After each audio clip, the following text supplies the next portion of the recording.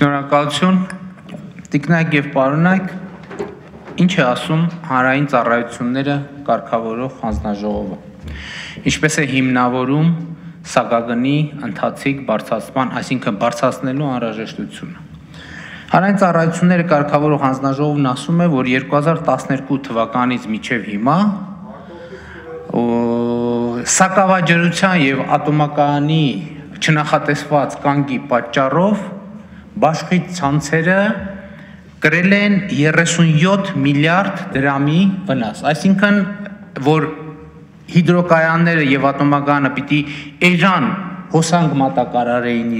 իրեն, չեն մատակարարել սակավաջրության եւ կանգի պատճառով, հեծը ստիպված է եղել ավելի թանկ հոսանք գնել բավարարելու համար բնակչությանը եւ 37 միլիարդ դրամի վնաս է կրել։ Սա բարձ հասկանալի բան է։ Երբ որ ուսումնասիրում ենք այս բարձրացման փաթեթը, որը հիմա պիտի առաջիկայում կայացնի քննարկի, մենք տեսնում ենք, որ այդ փաթեթով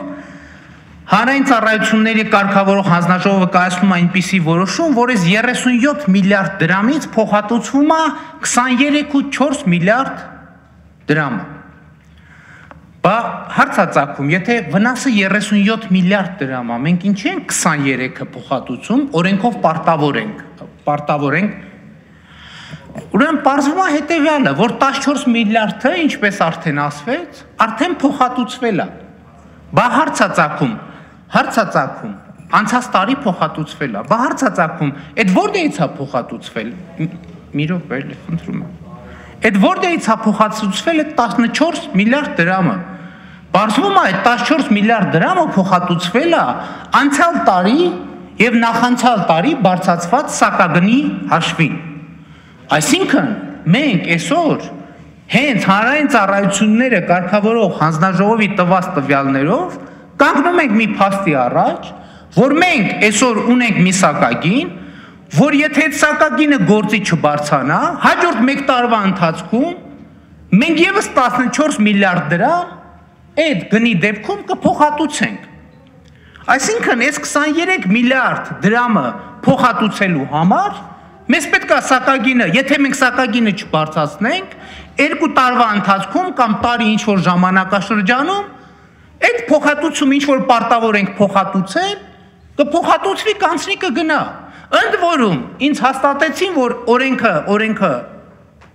ասում է, որ մենք այդ պետք է փոխհատուցենք 3 տարվա ընթացքում։ Այսինքն մենք ժամկետի մեջ տեղավորվելու խնդիր չունենք։ Հիմա հարց է ծագում, բա այս ինչի ենք են, որ մենք կարանք 3 տարվա ընթացքում փոխհատուցենք եւ մեր գործող սակագինը արդեն իսկ այդ փոխհատուցումը դրած այդ սակագնի մեջ, ինչի ենք նորից բանանում բարձրացնում սակագինը։ Մի պարզ պատճառով, որովհետեւ հեծը պարտք է արտադրողներին եւ փող չունի։ Բա ինչի փող չունի հեծը։ Որովհետեւ ըստ լուրերի Բիբինը ստանում է $60,000 աշխատավարձ։ Ըստ լուրերի, պարոն Ազարյան, որ դուք ասում եք այդ ճոխությունները չի մոտ, մենք այդ ճոխությունների համար ենք հիմա վճարում։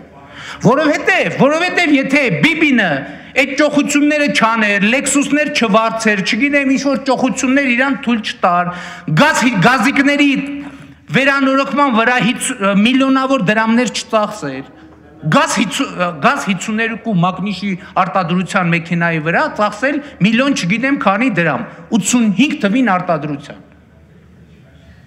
Այդ մեքենան այդքան չարժի։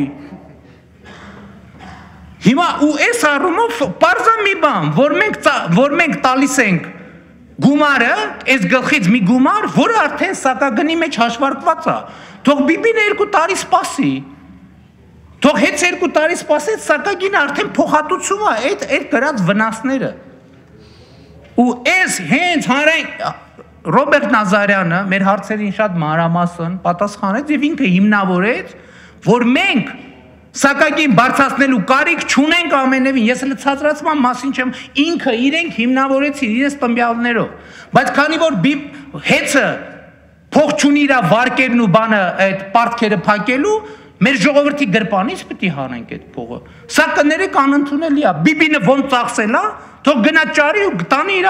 բաները տա, իր պարտքերը տա, ժողովուրդը մեղ կա, հերիքա թալան, իսկականից հերիքա թալանենք։ Շնորհակալություն։